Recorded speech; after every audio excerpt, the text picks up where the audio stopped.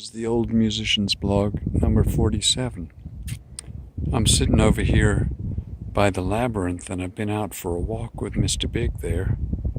This is one of the first few times that he's been able to come out peacefully since we ejected the territorial, unfixed male cat, Carl, from our situation here. And though Carl still seems to be coming around a little bit through the land, especially, I think it's because he's gotten used to spraying in a certain area and he doesn't want to give up that territory.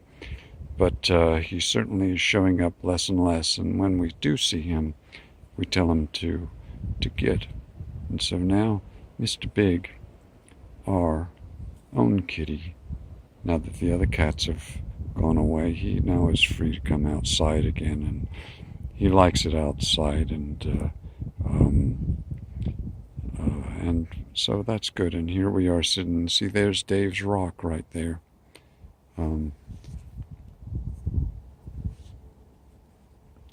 It's over here by the other labyrinth. This is our second labyrinth, and this one's made in the shape of a simple spiral, and I've shown pictures of it many times before. But this is the one that actually has the rose quartz in the center there. You can see the rose quartz right there. There, see, that's that rose quartz. I think that one came from Jill. And we like a couple of rock stacks around that area, just because we do. See, those are the rock stacks. They seem to stand up a very long time. And there's Dave's rock, and this is, as I was saying with the other labyrinth, I thought, that there was this was another possibility for a flat space that and so I set about making it in the same way that I made the other one. That's digging out the back end here with a pick and a shovel and stacking up a rock wall in the front and throwing the dirt into it, and that works really good to make something like that. And there was one thing that when I was running with the mower in this area, there was always this the top of Dave's rock there stuck out just like maybe an inch. You could just see the marking on the top of the rock, and I was always afraid I was going to hit it with the mower. So one day I had decided to dig it out, and I dug and I went down deeper and deeper, and I kept asking Lucy, is this a very big rock? And she would say, yes, it's a big rock, and I said, well, if I keep digging, am I going to get anywhere, and she, I don't know, I don't remember exactly what she said, but anyway, I kept digging, and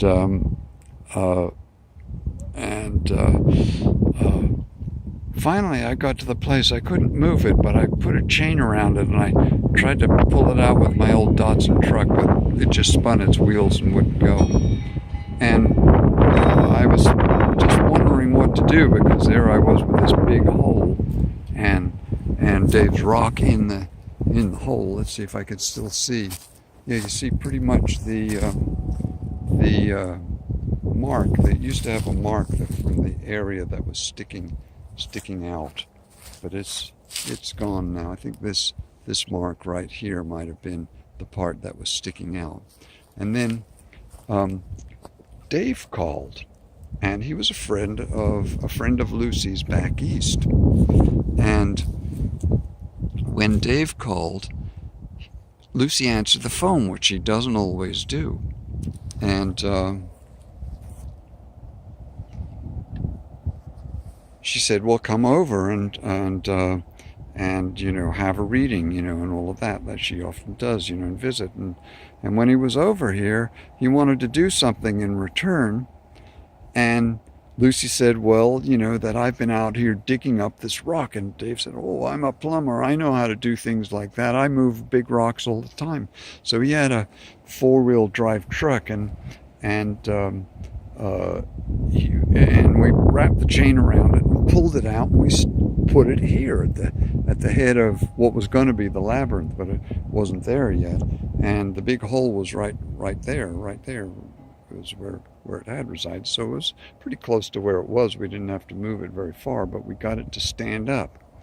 And then when we built the labyrinth, we had I think there was Lucy was doing groups sometimes there, and I think a group of people had come over.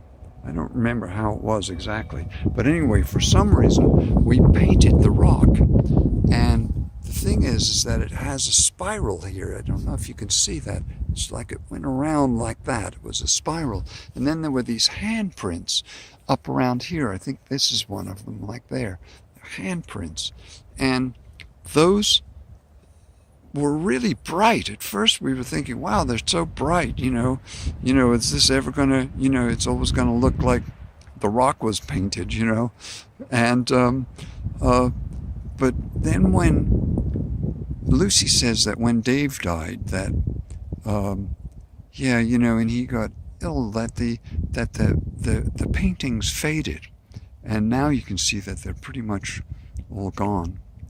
And it was hard when Dave found out about his brain tumor problem, and there was nothing really to be done. The things that they wanted to do were very radical, and weren't going to give him a cure. And so we kept him here for a while. He had his motorhome, and he lived in the little cabin there, and he had a motorhome by it too. And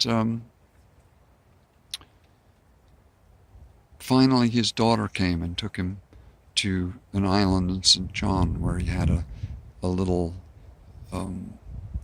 cabin, and they had their sailboat there, and they were able to take care of him there.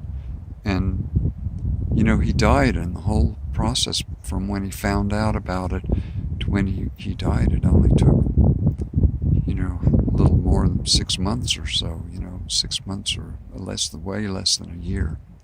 And it was a very sad time that